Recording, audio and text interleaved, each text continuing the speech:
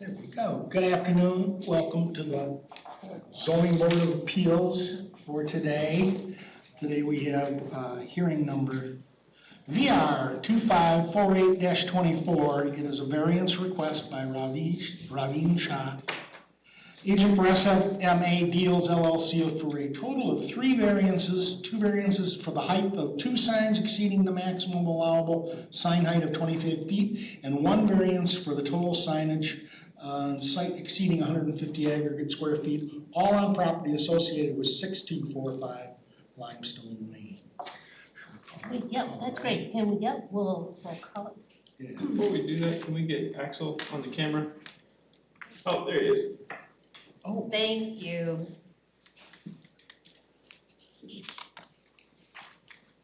well, call to order. Do you want to call? No, you can go right ahead. We'll call to order at 4:31. Very good. All right, Then we'll do the minutes. look for a motion on approval of the minutes of November 15th, 2022. Seeing none, I'd like to move the approval of the minutes of November 15th, 2022. All in order? All in favor, say aye. Second. Thank you. Very good, thank you. All in order, say all in favor, say aye. Aye. Aye. All right. Do we have any public appearances for non-agenda items? Number 3. We do not. We don't, all right. Agenda review. Jenny? Yep, and we don't need anything there. No, we did the one item. Report from department. Well, no, what we'll do now is we will jump into the public hearing. Oh, very good. Yep, and so I will have you, Dan, just open that public hearing. Okay. Open the hearing. This is a public hearing. I'll read the request for you. Please. All right. We'll do that again. Public hearing consideration of variance VR 2548-24. Request by Raveen Shah, agent for SFMA Deals LLC, for a total of 3 variances. 2 variances for the height of 2 signs exceeding the maximum allowable of 25 feet, and 1 variance for the total sign on site exceeding 150 aggregate square feet, all on property associated with 6245 Limestone Lane. Very good. I guess it's time to turn it over for a request a statement by the applicant. Who's going to speak for us? Mr. Shah.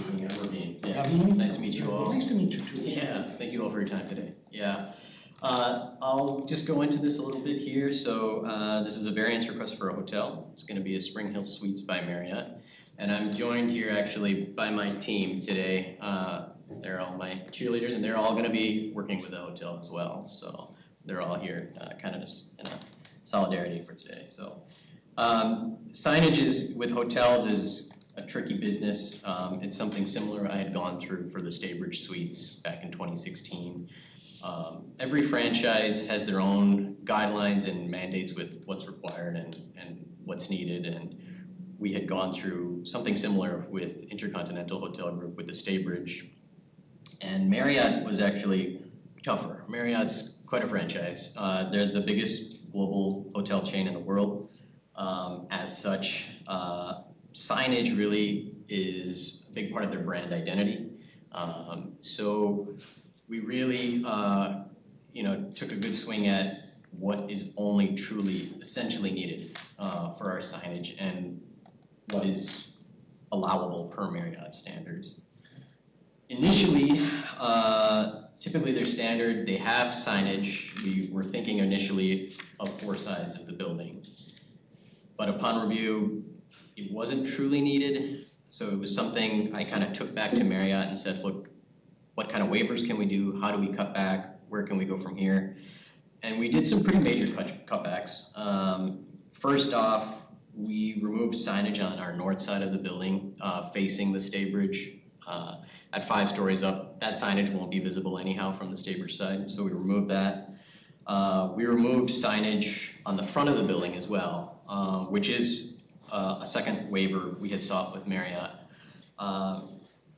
Marriott wasn't too excited about that since it is the front of the building. It's a standard typically that they have signage on the front as part of their brand identity, but I did cite, the standards that Fitchburg has for signage and made my case to them, and they did allow a waiver subject to us putting a monument sign at the front entrance of the hotel, which makes sense. The front of the hotel is actually going to be facing. Well, was that a monument sign? Correct, yeah, it's a, monument sign is a sign that's coming from the ground, goes from the ground up. Not sure if we have the. Yeah, I can get that pulled up for you. Yeah, maybe Zach can show that on the screen for all of us. Bear with me just a moment. I think we have one right out front. Yeah. This building.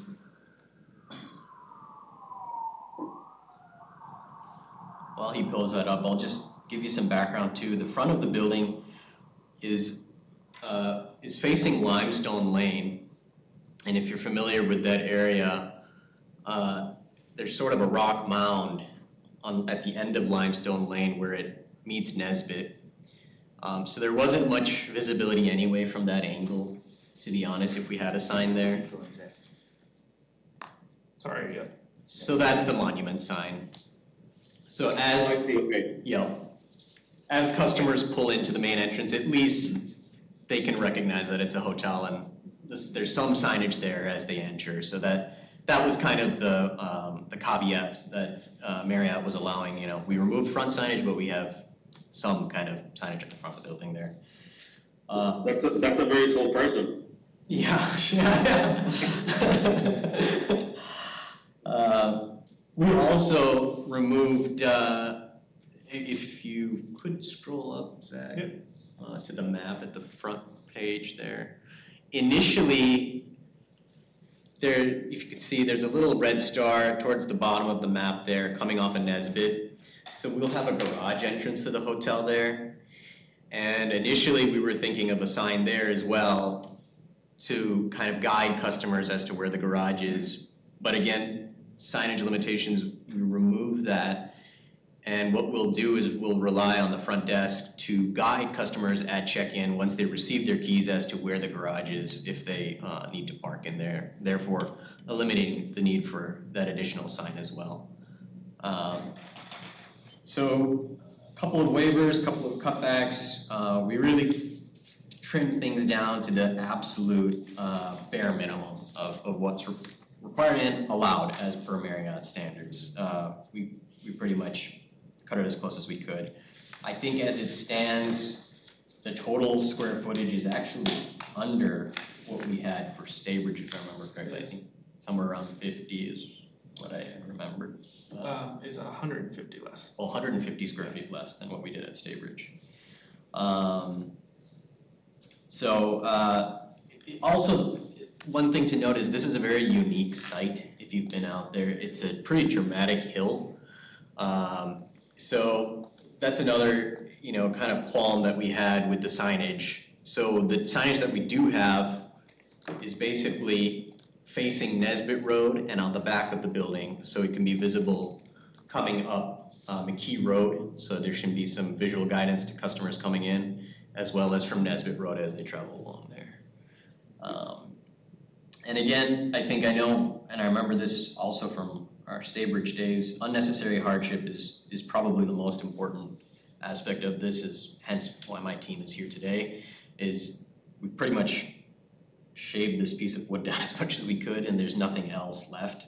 We cannot cut back anymore without this amount of signage per Marriott standards. So it's basically, we have this signage and we can't fly the Marriott flag, is essentially where it stands today. So that's kind of where things stand, and you can see from some of the signage too that what the signage will look like. It's very similar to what we did at Staybridge. It's just a white text, pretty tasteful, nothing crazy. Thank you. Yeah. I think we're on to the department report. Do we have any questions by board members of anyone first? Is this visible from McKee, which is, I know the area, but I can't Sure. picture if the quarry's right in front of it, right? Bottom, are you on the bottom of the hill, or are you gonna be at the Yeah, I top of the can hill go behind the up to- quarry? Bottom of the hill. Yeah, But we are 5 stories up. oh, I so do that know helps. that. Um, If you go past the pet store and continue on that road down Okay. to Nesbit, Oh, you get a sense. So yes, the site is here, right here on Limestone, at the corner of Limestone and Nesbit. And of course, McKee is a little further up north. I think that's Hard Rock Road that kind of connects them. I was on the board when Stavebridge was done, is that the right name? Yep. And the biggest concern we had was it's tucked at the back of this without, the quarry, Yeah. but it's still at the bottom of the quarry, and because the highway is a good ways away from it, Sure. we recognize the visibility issues Sure. at the time. Correct. Any questions? second question I have is, to concur with Tracy Foss's comment in the review, there are utility easements. Where is that sign in relation to those utility easements? So yeah, there is a utility easement along Nesbit Road. There's where that star is, you can see a small dotted line there. So that is the sign we ended up removing. The one pointing to where the garage would have been. So as it stands out, none of the signage is in the way of any easements. There's no utility easement or anything per is this a CSM lot? There's no sign or easement along Limestone where the sign is proposed at number 4, that access point on Limestone, am I correct? Correct, yep.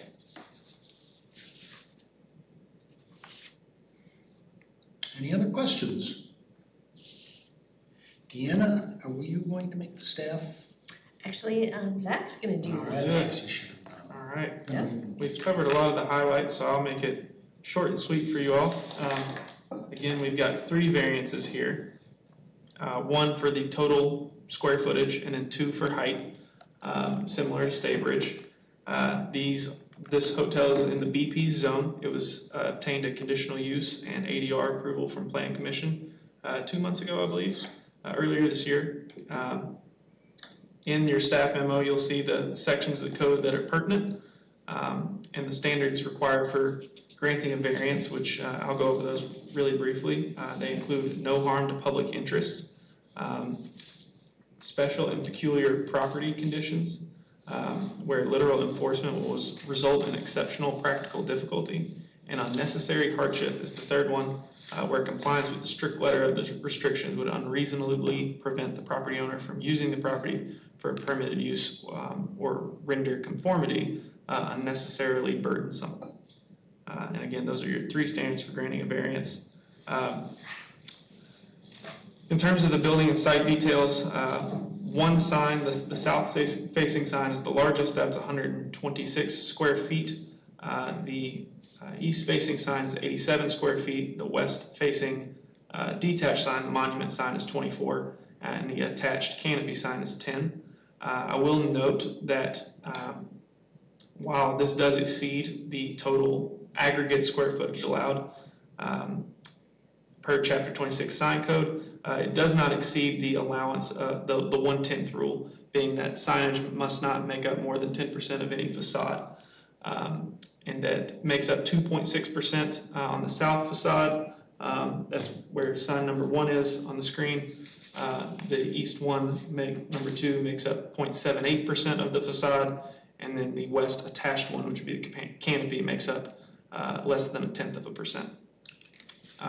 And I will note again, like Ravine mentioned, staff did work with the applicant in coordinating a waiver from Marriott to allow the omission of that north sign, which was originally included in preliminary discussions.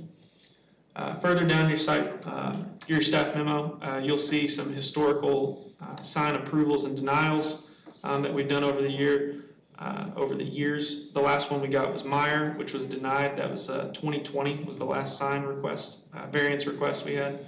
And then I will note the particular, obviously, similarity to the Stavebridge sign request that was for 391 square feet of signage, whereas this one is 247. And beyond noting that, staff does note those similarities, but notes the board's decision should be unique and tailored to the specific rationale for the subject property and request. And any action by the board needs to include that specific rationale for approving or denying in your findings of fact.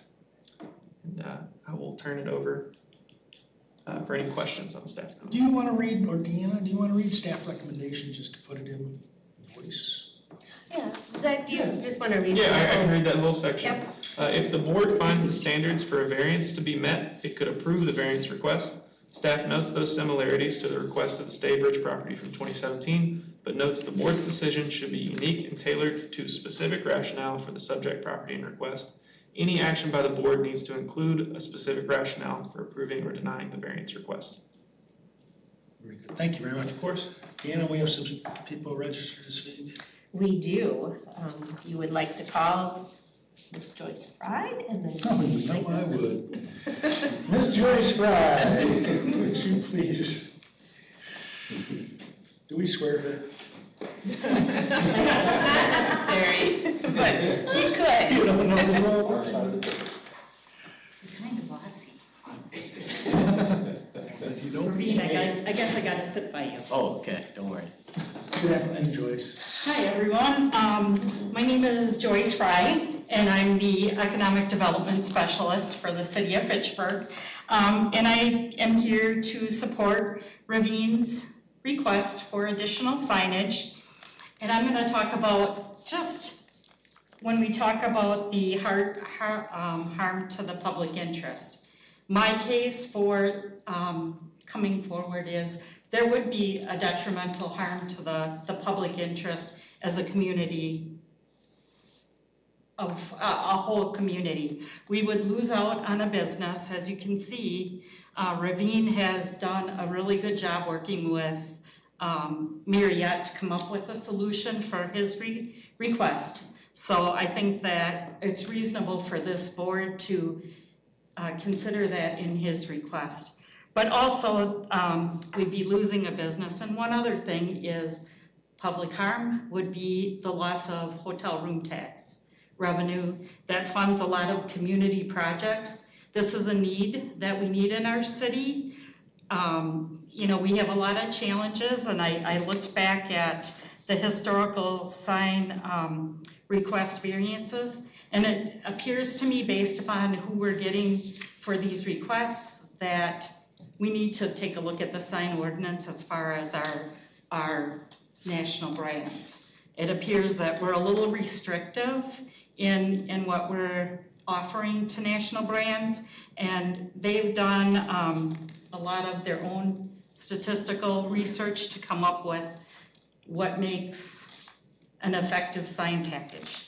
So being me, I also decided I better do a little bit more research because, you know, asking is one thing, but following up with facts is another thing. I found a report that was done in 1997 by the University of San Diego talking about the economic impact of signage on a business. And one of the things that it says in here that signage is huge when it comes to revenue generation and sales. So then I took another look, and lo and behold, in 2012, the University of Cincinnati also did a study on signage and its effect on businesses, showing, yes, they looked at 3 different types of businesses, one being a fast food restaurant, oh boy, I just read this, the Pier 1, and I don't recall what the third one was. So there is scientific and proven data to show that signage is a very important aspect of operating a business. So I'd really like you to consider that in the public harm and the hardship. I mean, we have people here, you know, that their jobs depend upon your decision. So thank you for letting me take the time. Thanks, Joyce. Do you have any questions for me? Well, I got an early date. You what? Our next speaker, I think, is Mike Zimmerman. I just framed you up for him.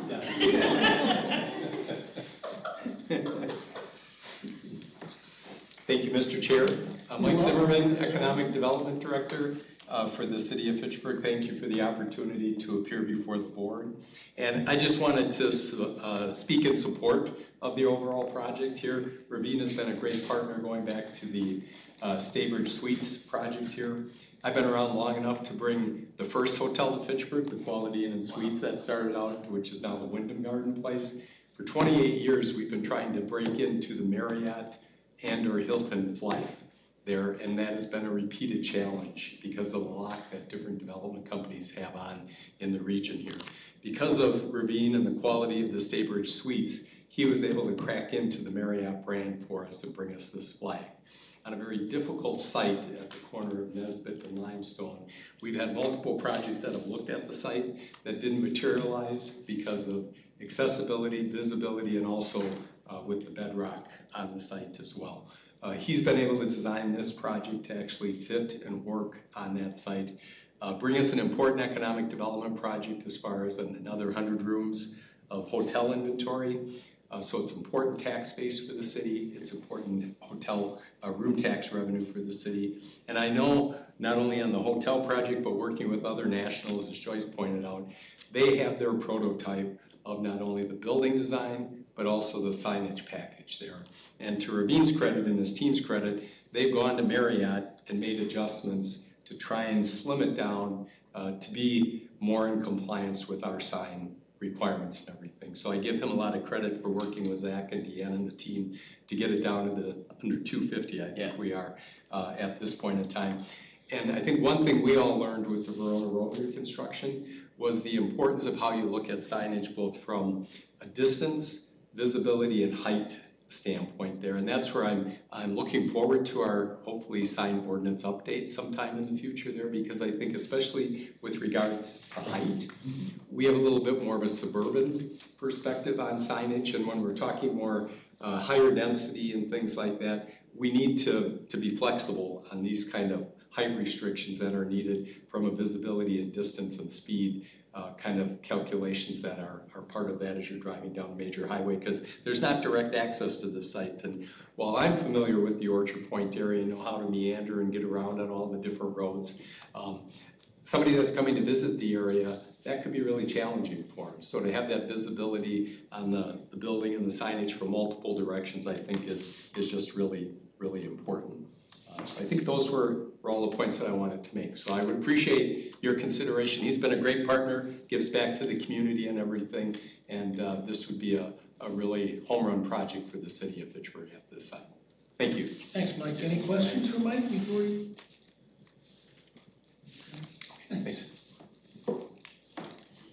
Is there anyone else that would like to? Do any of your team? Anyone else is welcome to speak. Sure. Thank you. Hi, I'm Judy Alberts, and I'm the marketing director currently at the Staybridge Suites, and I will also be the VP of sales for both of the properties. And I have been at the Staybridge since a year after they opened. I've been in my industry for 26 years. I wrote a letter to Marriott proposing that we do this project, and when they saw the numbers, they gladly talked to us, right? And we went and did the presentation to them. So I think as far as the signage goes, what has happened is, like Mike said, with the highway that's running right there, it has hired it up. And when you're getting onto that exit, if you don't get off that exit, I think some of you know, you go to Verona and turn around and come back.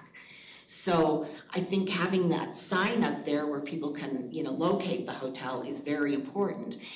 Now we get customers who come in and they say that they missed the exit because we're allowed this type of small signage at those entrances. And I know we all have GPS, but there are people who don't update their car GPS.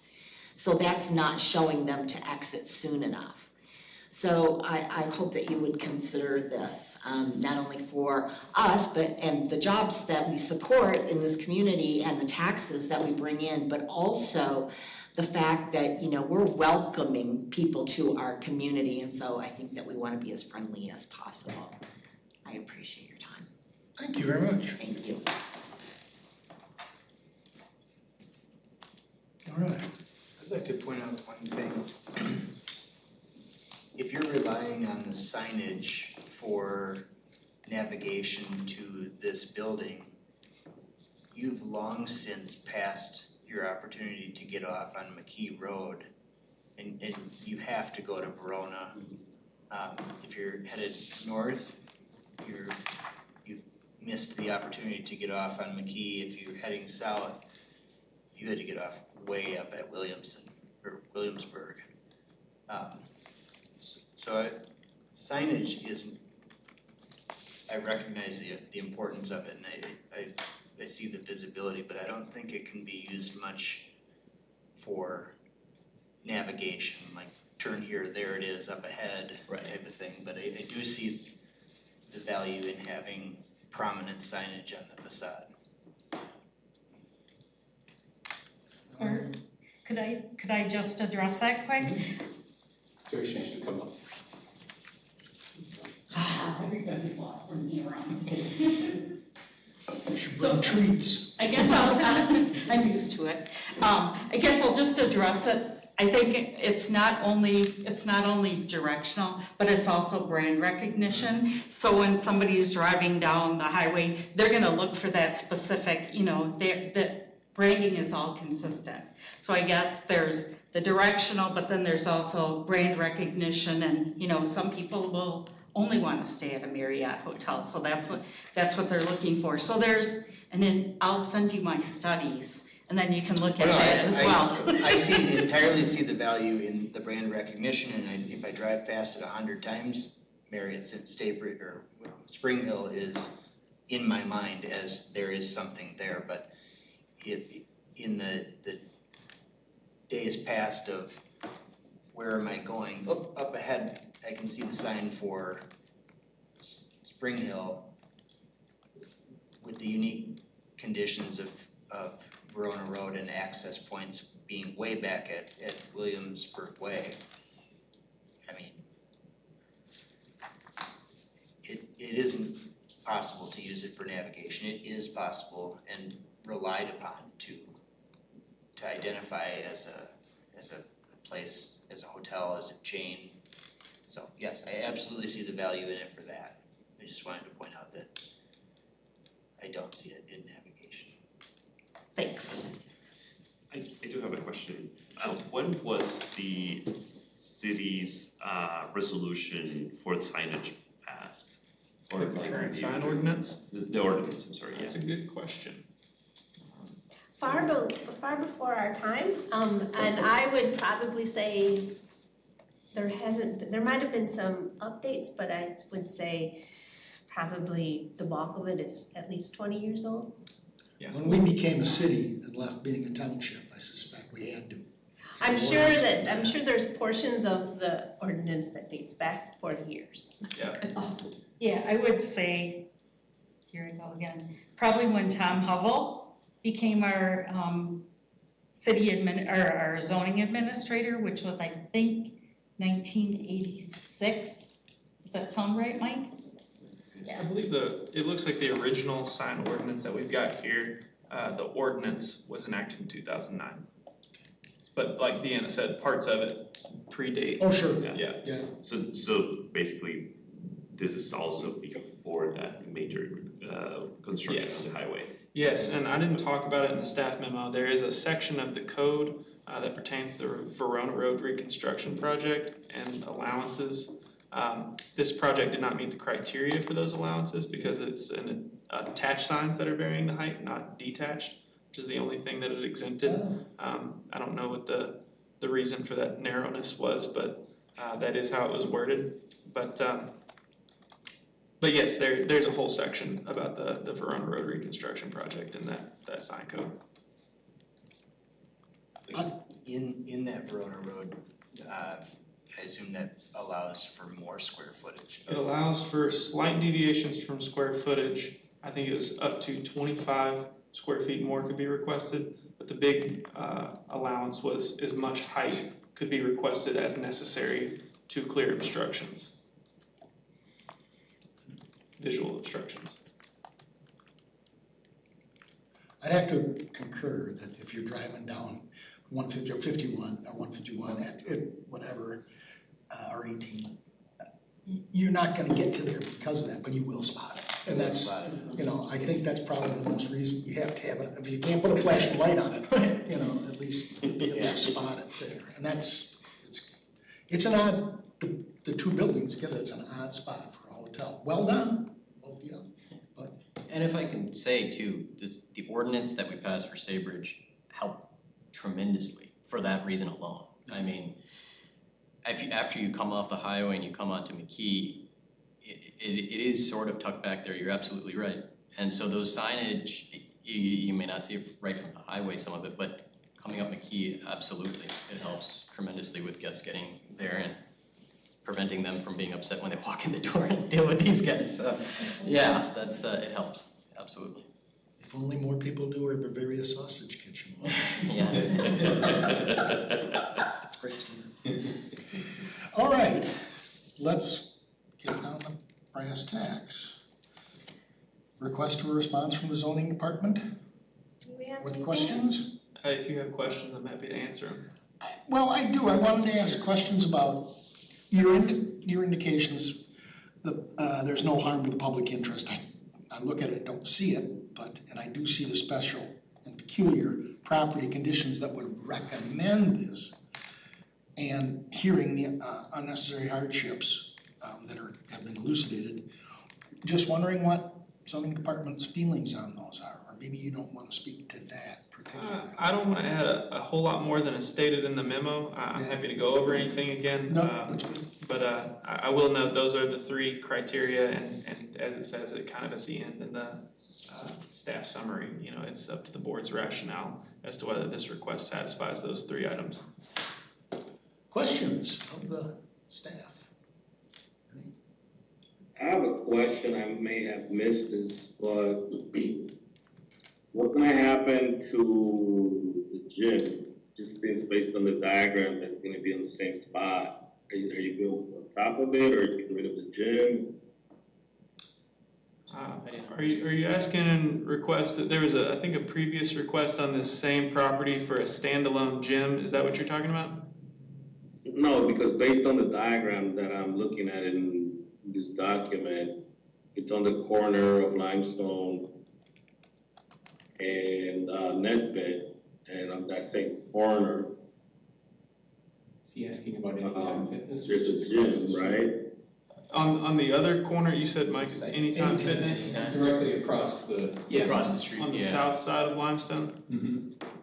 The site's Bring up your vacant, map. right? Yeah. Anytime Fitness is in the same building as Yahara Bay. Correct, yeah. So you're gonna be like to the, what is it, north, to the west of it, or? Yes, to the northwest of Limestone, or excuse me, northeast of Limestone, whereas Anytime Fitness is to the southwest of Limestone. Oh, sorry, I've got it on the wrong. Is that right? Okay. Here comes the map. There you go. Oof, there it is. Right where his cursor's at is where the site is. Right.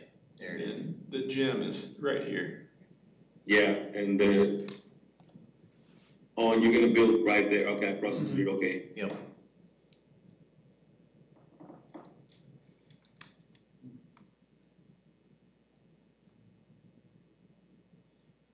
All right. Do we have any more questions? Do we have any motions? I think I'd suggest we close the Yeah. record and Yeah, public why hearing. don't, why don't you, Oh, why don't close you the go ahead record? and close the Okay. public hearing? If there are no more questions, nor anyone who wishes to address us, then we're going to close the record and the hearing. But we'll deliberate and decide. That's our next step.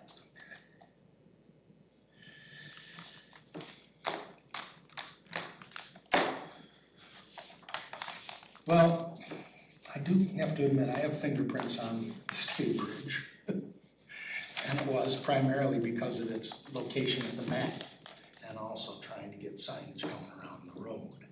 And this one presents a little bit bigger hardship. I would love to see, I speak to Joyce here, it's not really germane to why we're here today. I would love to see us to clean up our signage codes. But we have said that every time we've had this meeting, so that's enough said there. But it seems to me that there is hardship to the development. There's no harm to the public. And it is especially to the peculiarity of the height and the location at the back of this development. And as a result, I would make a motion to grant the standards or the variances. And there's some more language that goes with that, but I don't know it. You're close enough. Do we have a second? Second. With that, we can Are call, we doing all three variances in one motion? that's up to you all. That was my motion. That was your motion, was for all three? Do you care to read that, or I can if you'd like, just so it's restated one more time? So those variances again are two variances, separate variances, for the height of two signs exceeding the maximum allowable sign height of 25 feet, and then one variance for the total signage on site exceeding 150 aggregate square feet. Does that sound right? Okay, Sounds very good. all right. But I understand it. Do we want to call roll then? Sure. All right. Chair Crowley? Aye. Javier? Aye. Adam? Aye. Axel? Aye. 4-0, the motion passes. Thank you. All right. Thank you very much, Ravine. Thank you. Thank you all. Yep. Ravine, I will tell you, the last time I sat here for one of these, Yeah. we denied a church. Sorry? We denied a church. Oh my gosh. However, everybody in the room knew there are so many sinners in that neighborhood. They didn't need a sign. Just about. Okay, so, report from God, the I'll go on department. here. And You there's, probably got more to add than I do. there's no report from the department. And so I don't know if there's any announcements from the board. Not pregnant. Well, what was the previous announcement? What were you looking for? No, just any, Oh. but then I guess we'll Take a call for a motion to adjourn would be our next step. Move to adjourn. Second. All in favor? Aye. Very good. Thank you, everybody. Thank you. Thank you.